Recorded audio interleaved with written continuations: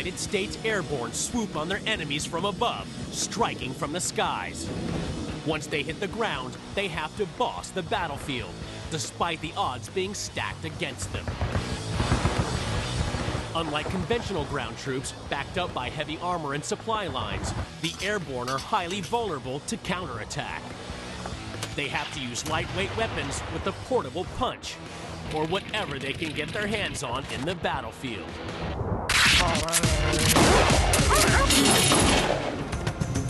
This was the challenge faced by the men of the 101st Airborne Division in December 1944, when the might of the German army rushed the American lines during the Battle of the Bulge. There was a very important crossroads town called Bastogne. A lot of roads ran into it. The 101st Airborne Division was put in around that town, and they became completely surrounded by the Germans.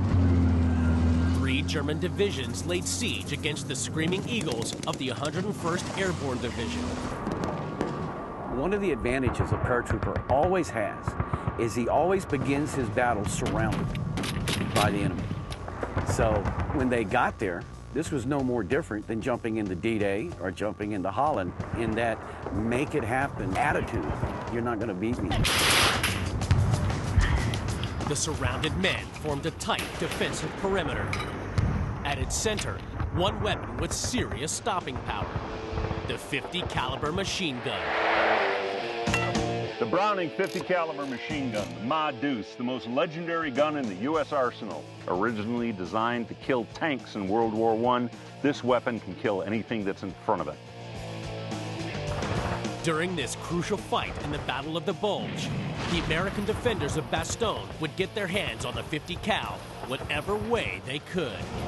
In Bastogne, the 101st had organic to it, an anti-aircraft outfit, and they had the 50 caliber machine guns to knock down German aircrafts. But you can dismount those things and use them in a ground mount version, and they did.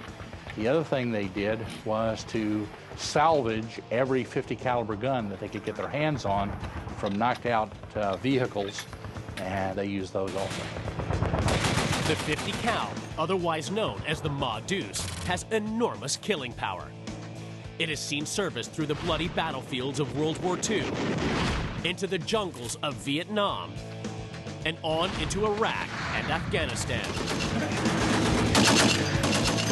It was first developed in 1918 by John Moses Browning.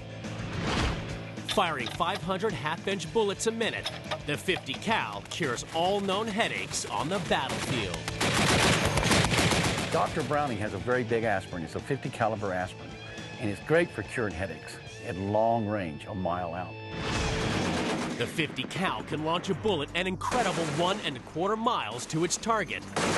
On arrival, it deals in death and destruction.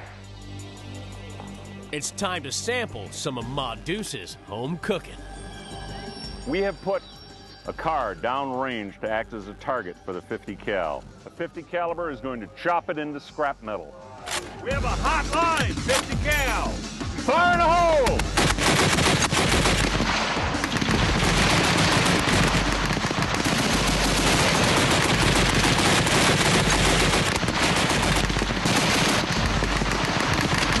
It's got extreme stopping power. It can go through steel, concrete, and that's why we've kept it in the inventory since World War II. It will do a lot of damage.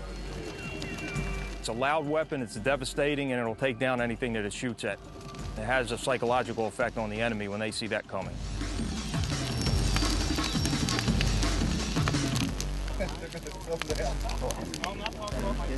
Fun for everyone.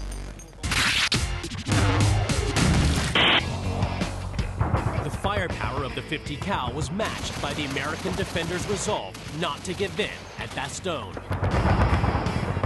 Despite being heavily outnumbered, when asked to surrender by the Germans, the Americans' commanding officer, General McCulloch, sent back a reply, which was to become a definitive part of airborne history. General McCulloch's reply was very simple: nuts. And the German officer walked away with that. I'm sure it surprised him.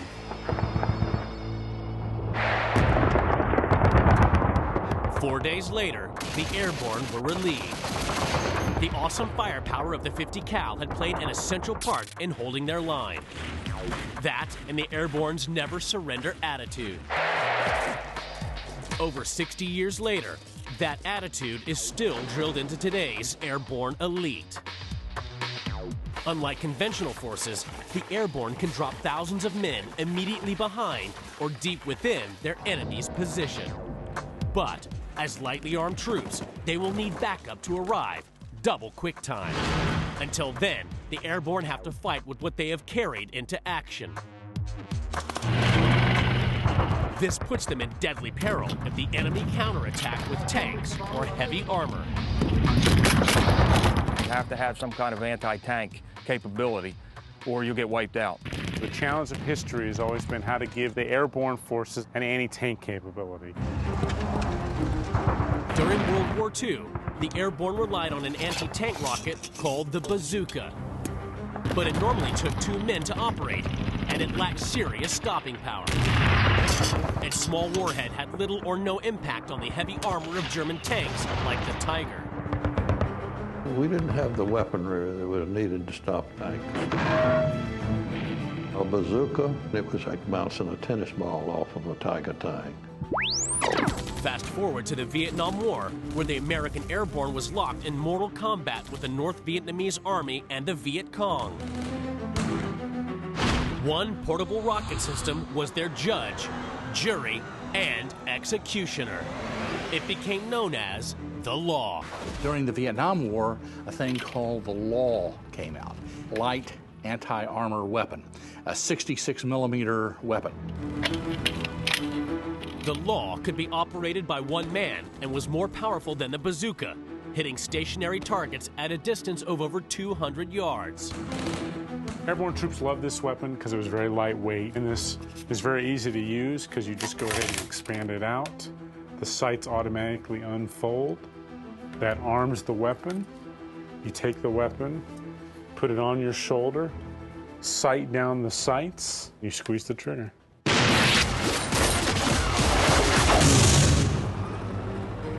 Post-Vietnam, tanks became harder and harder to kill as their armor became more effective. The Airborne had to keep up. In the 1990s, weaponologists developed a new shoulder-fired system that's now at the top of the anti-tank weaponry tree. This portable missile system gave the Airborne a seriously powerful punch. Its name, the Javelin. This is the launch unit. This is what controls the Javelin. The airborne troop using this fire and forget system selects his target using the high-tech sights.